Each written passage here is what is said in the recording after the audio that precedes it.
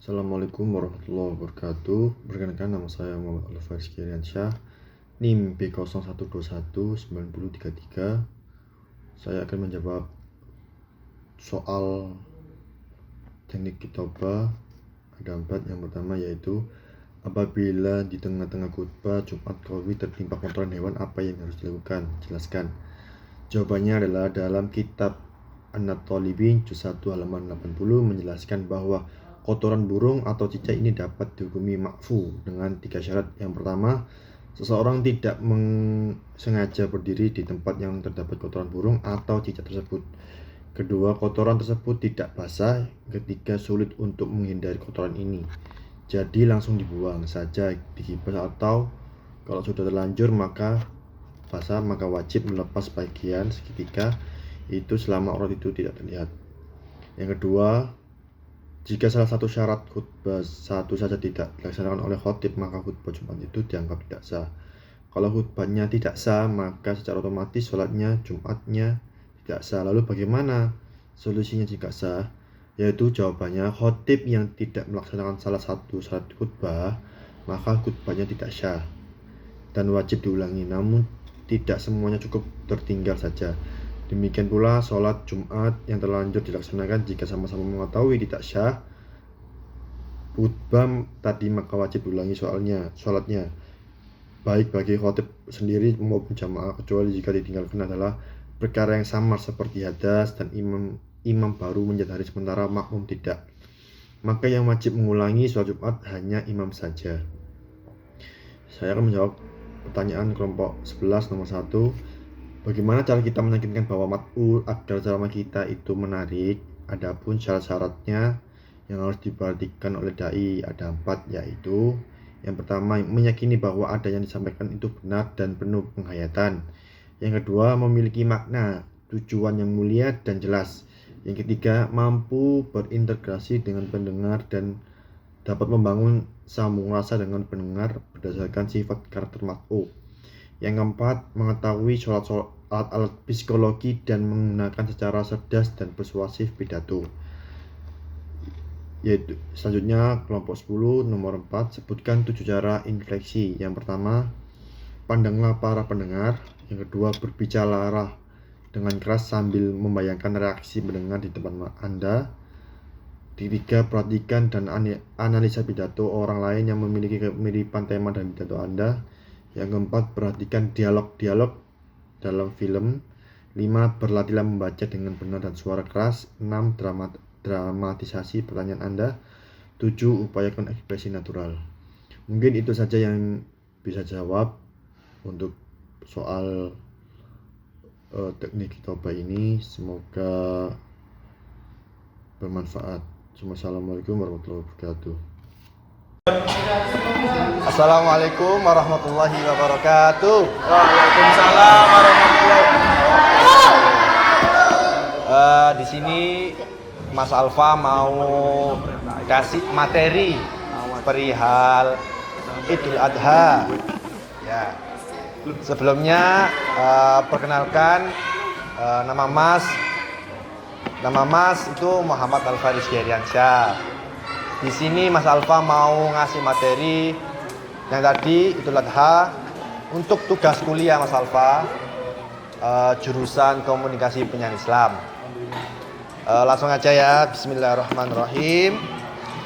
Innal hamdalillah nahmaduhu wa nasta'inuhu wa na'udzu billahi min syururi anfusina wa min sayyiati a'malina. Mahdihillahu fala mudhillalah wa man yudliha fala hadiyalah. Asyhadu an la ilaha illallah wa asyhadu anna Muhammadar Rasulullah. Sebelumnya Mas Alfa tanya, ada yang tahu perihal Idul Adha itu apa? Yuk. Nggak ada yang tahu? Bisa nggak yang tahu? Setiap tahun lo jadain belian sapi. Terus kalau bulan Juli, bulan Agustus ya nanti diadakan ya. Kalau bulan hijriahnya apa namanya? Dzulhijjah. Oke, sip. Devan nih mantep ya. Sebelum Mas Alfa ngasih materi, pertama-tama marilah kita mengucapkan puji syukur kepada Allah Subhanahu wa taala yang dimana hari ini kita bisa bertatap muka secara langsung walaupun dengan kondisi Covid yang terbatas ini. Langsung aja di inti materi pada malam hari ini Mas Alfa menyitakan suatu kisah tentang Nabi Ibrahim. Ada yang tahu Nabi keberapa itu Ibrahim? Ayo dapat topres nanti Nabi Ibrahim. Nabi berapa? Angkat tangan. Oh 6, betul. Yang dimana itu Nabi yang mempunyai kesabaran yang paling sabar dari nabi-nabi yang lain, terutama Nabi Muhammad yang paling sabar ya. Yang dimana itu mempunyai ujiannya apa? Ujian Nabi Ibrahim. Sebelumnya itu apa? Sebelum apa? Gimana? Dibakar. Oh dibakar? Bukan. Nabi Ibrahim itu diuji tidak mempunyai anak. Namanya siapa anaknya? Nabi Ismail, Nabi yang keberapa? Yuk. 9, sip. Mantap. Yang dimana ini Allah memberi anugerah kepada Nabi Ibrahim yaitu Nabi Ismail. Yang dimana itu Nabi Ismail itu sudah kayak kalian semua ini agak dewasa dan Nabi Ibrahim mimpi demi Allah. Yang dimana Allah itu menyuruh Nabi Ibrahim untuk menyembelih anaknya yang bernama Ismail itu tadi. Nah, menyembelihnya itu bukan berbentuk manusia, berbentuk hewan. Yang dimana ini di saat sembelih itu Nabi Ibrahim itu sangat sedih dan sangat perintah dari Allah ini yang nggak boleh nolak. Yang dimana Nabi Ibrahim itu sabarnya minta ampun ya. Nabi Ibrahim itu sayang sekali sama Nabi Ismail. Kenapa? Soalnya Nabi Ibrahim itu ngidam anak. Ya Allah, kapan aku punya anak? Dan akhirnya Allah mengasih anugerahkan Nabi Ismail itu tadi. Dan Nabi Ismail itu tahu kalau ayahnya Nabi Ibrahim itu dimimpin sama Allah untuk menyembelih Ismail. Dan Nabi Ibrahim bertanya, Nabi Ismail, wahai anakku, kamu nggak apa-apa tak sembelih karena Allah. Nabi Ismail menjawab, nggak apa-apa, ayah. Abi ya, kalau salamnya Abi ya, kalau di sini ayah gitu ya. Nggak apa-apa, ayah. Ayah tidak marah kah? Tidak. Ayah tetap sabar dan menjalankan perintah Allah yang dimana itu kewajiban ayah untuk memerintahkan Allah itu. Terus ada hikmah di balik itu tadi. Nah, dari peristiwa penyembelihan Nabi Ismail itu, nah itu muncullah namanya Idul Adha. Ya, yang dimana itu bertepatan di bulan Dzulhijjah tadi. Yang kedua, hikmah dari Nabi Ibrahim itu adalah penegasan bahwa itu bukan hak asasi manusia, ya bukan zaman dulu belum ada peraturan hak asasi manusia gitu loh. Terus yang harus dijunjung tinggi itu perintah langsung dari Allah ya. Terus perintah dari Allah itu kepada Ibrahim itu yaitu tadi menyembelih putranya untuk menguji lagi. Nabi Ibrahim itu sudah diuji oleh Allah yaitu tadi kesabaran untuk meminta anugerah anak ya dia Ismail. Dan Allah menguji lagi keimanannya lagi. Itu tadi menyembelih Nabi Ismail. Itu tadi.